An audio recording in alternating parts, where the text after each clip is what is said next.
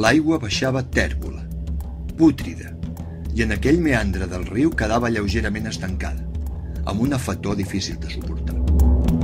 Els homes del poble no ho reconeixerien mai i es dedicaven a llançar les culpes a la fàbrica d'uns quilòmetres més amunt, però eren els únics responsables d'haver arribat a un nivell tan alt de pol·lució.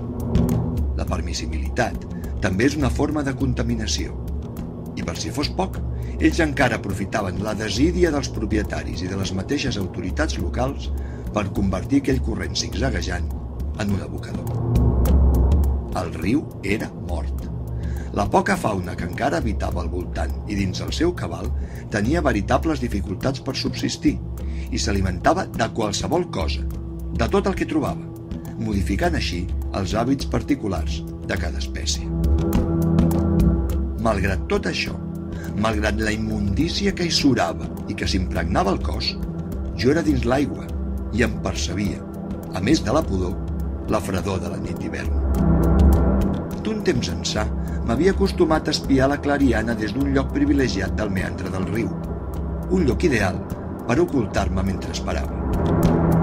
Sabia que no em caldria gaire estona, perquè en aquell indret del bosquet que tenia al davant sempre em passava alguna, i gairebé cada vespre hi trobava una nova víctima.